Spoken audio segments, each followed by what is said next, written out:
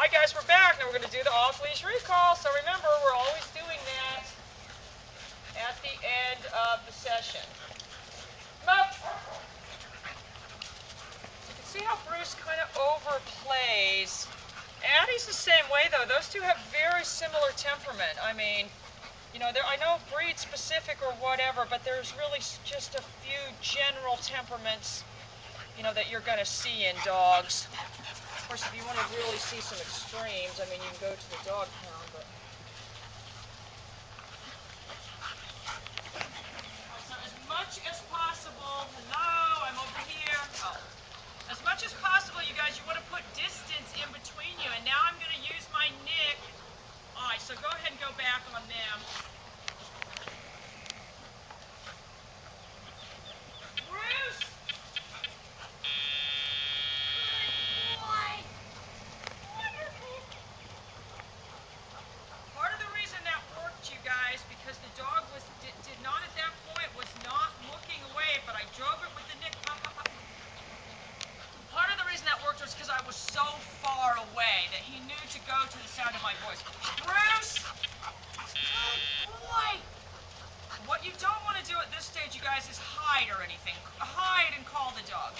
We're going to do one in a second with the deaf dog. With deaf dogs, you want to have a thing where when you let the dog loose and it can't see you, when you page it, it'll go back to a certain spot. You really don't have to do that so much with ones that can hear. But Bruce! Good boy! Remember, I'm increasing my distance always. But that's why that worked, you guys, because even though he wasn't facing away, the reason he didn't bobble, he just went straight that way, because he was going by the sound of my voice and he could tell I was far away. So always try to use distance, but we still have a controlled environment, you guys, because this is fenced in. I mean, they can't get out of here. All right, let's get the little golden retriever over here. So now she's got her back. Addie! Good girl. Wonderful. Wonderful. And that dog's not sensitive. That was only set on 60. There was no reason to really set it that high. If I had been farther away, and I'll try to do that later on, then I would have had it set higher. Good girl. And then I followed right through with the pager, and she saw she was a little confused because she wasn't sure if Sonia was the handler. You know, something like that. It's not like, oh my God, bad, you know, start nicking it or anything. If they get confused, I mean, you've used the pager to help them through it. Trust me, either one of them is an innocent angel. Not even close. Up! Bruce! Good boy. Bruce! Once the dog is close to me, when he was far away, I used the nick. Once he got in close to help refine for him coming all the way to me, guys, I use the pager. So don't use the nick. Don't nick him from far away. Get him in close and start fine-tuning with the nick. Only fine-tune with the pager at that point. All right, now the little golden retriever needs to get a high nick at a distance, partly to help with an attitude adjustment, you guys. That's kind of what we call indirect pressure, because she's kind of, you know, a little bit obnoxious on the leash and stuff, to help change her frame of mind about who we are and that we want to use a high nick in a different context. Nothing to do with the leash. You know, just partly to make her see, you know, what impressive beings we are with our powers.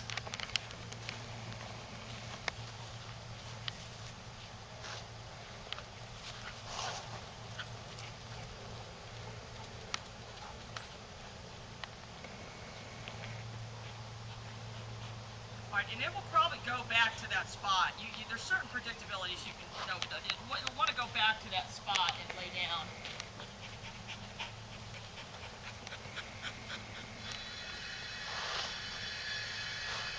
Addie! Good girl. So remember, always increasing your distance. So you see the dog getting slowed down. It was coming to me. It made to Addie!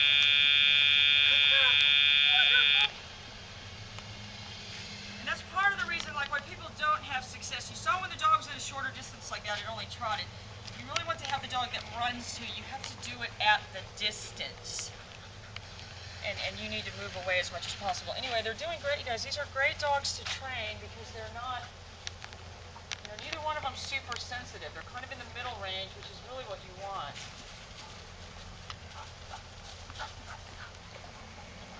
But you saw when I hit that golden retriever with the Addie! Good girl. Good girl. That was on 100. Heel. Good girl. Okay, I want you to let us know if that happens, you really need to adjust your collars. This thing might have to get its neck clipped. Or the other thing is, and we forgot to talk about this with Maggie, that is you've got to bump your continuous. I don't think it'll go that far away again, but if it does. Bruce! Good boy. Good boy. Good boy. Bruce is getting big, you guys. You see how big Bruce is getting? Anyway, guys, we're going to go work on this some more. I can't make the video too long. It's hours. Hours. See ya.